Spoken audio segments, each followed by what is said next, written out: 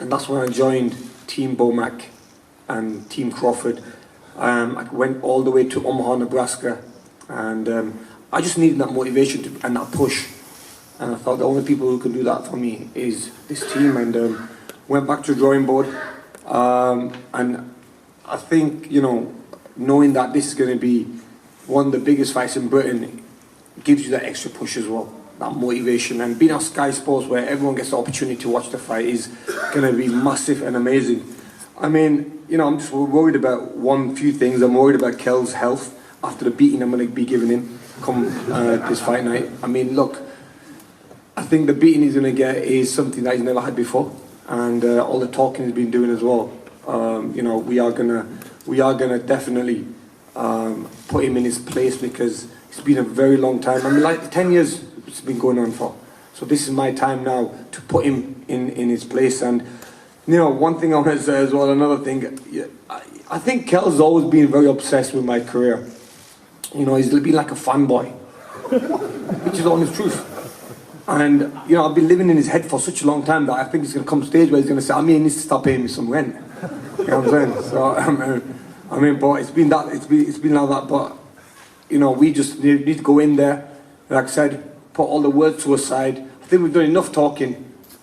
I just can't wait to get in the ring and, you know, do a job on him now. But Amir, what's fueled the fire? I think, you know what? I think it's more jealousy than anything. I mean, look, I've been on my own, having my own career. I've been fighting. I've been traveling to America. My dream was always to, you know, win a world title, and also then fight in the likes of MSG, Madison Square Garden, fight at the MGM Arena, fight in Vegas, have your face lit up on the Vegas Strip. Obviously, Kel was over here. That's the reason the fight didn't happen them days, because I was already campaigning in America. I think now, as it's got to this stage where we thought, you know what, it makes sense having it. A lot of people might be saying it's too late, but now I think it's been massive. I mean, the outcome of this has been huge, and you know, I think it's going to be. I think it's the right time. The fight's happening. You know. What happens if you lose? Would you ever live with that? I mean, look, both of us. I mean, we both. This is it's a big thing for us both. I mean, if either of us lose, it's going to be something we're not going to be living with. We can't live with for a very long time. I mean, it's going to haunt us for a very long time as well. So I think, look, I'm not going to put that in my mind. That's the reason I trained so hard, and I've not left no stone unturned. I've done everything I've needed to, because I know that, you know, I can't lose this fight.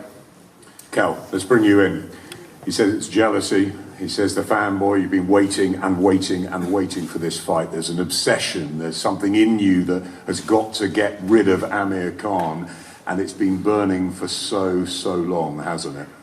Yeah, listen, you know, he's known, it goes back from the amateur days. You know, he boxed at 60 kilograms, I was 63.5. He used to win championship at the weight below, I used to win at the one above. You know, then we went to England team. We shared, you know, the same room. You know, he knew exactly what word. You know, and then obviously he did what he did in the Olympics. Got a good sign-on fee, and we was with the same promoter, Frank Warren. We always got promised that we would fight down the line. But like he said, he said in many interviews, like, "Who is Kel?" But he said that he didn't even know who I was. You know, there's things like this, and you know, he's never given me that respect. You know, and he knows. When you shared a room together. We've shared a room together. You know, we've shared a room. We do an article in the boxing news when we're 18-year-old. You know, like obviously we were going to be built and. That doesn't sound right. And don't laugh. Listen, I ain't sharing a room with you. Trust me, I ain't sharing no room with you. I ain't sharing a room with you. Don't be saying that. That doesn't sound right, Kel. Especially with the stuff I've heard. I'm not going to go into that. Listen, we'll be fighting on Saturday as well. Don't be saying. You know what you should have said instead? You should have said, share a ring with him or something. But sharing the room with him. Are sure what's on gay sites wanking yourself off? Oh yeah, guys. Kel, come on. Anyway. So listen, the talk is nearly over. Listen, the fight's here now. You know, I don't like Amir, you don't like me. You're going to see an epic fight Saturday night. What do you take with the fact that he says he's going to give you a beating that you won't recover from, And of course, for the loser, it is a very, very lonely place to be Sunday morning. Well, listen, we're three sleeps away. We're 3 sleeps away. He's definitely going to sleep Saturday night. You know, when I smash him in. So listen, we're days away. And nobody's going to be interested. You can say what he's saying today. And Kel, you can say what he's saying today, No, but that's listen, after Saturday, no one's going to be interested. You can go to Dubai and just carry on doing what you're doing. That's your prediction. That's the end of it. But you know, when I ask one question, obviously we got everyone here. You know, I saw a video where you said that you're going to smash that papadum chin in. You said that, didn't you? I mean, it's quite racial, that is. I mean, so you saying that. What are you trying to get? I mean, it's quite sad. What line are you trying to do? What line are you trying to come down here? It's very sad saying that, because at the end of the day, you know. So what are you trying to say? I'm racist? Guys, let's talk the fight. I mean, the way you said that, I'm really sad. Cal, come on. Sad. Come on. You should not have said that. Let's talk the fight. Okay, Adam, can I just ask why you said that? Let's talk the fight. Why did you say it? Cal.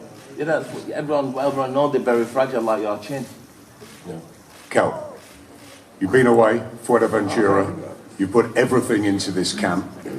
Is it the best? Dominic was saying to me the other day, probably the best camp since Sean Porter. Is it the best you felt? The weight, we know, the 149, a slight issue here. How are you feeling in yourself compared to all the other great nights you've had? Well, he made a mistake. You know, 7 months we've been talking about, about this fight.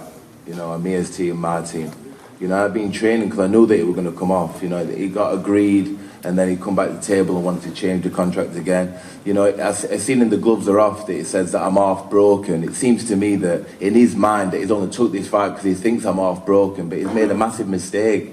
He's made a massive mistake in this fight, a massive mistake, because you're going to see, you know, like we've been away in Fuerteventura for 6 weeks.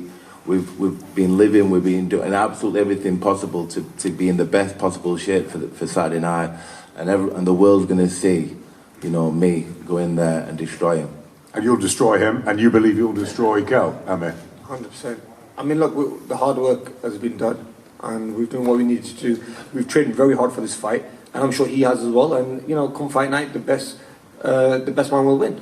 Let's bring the 2 dads in right now. Let's go down to Terry. Oh, my dad didn't come because I used to. Oh, yeah,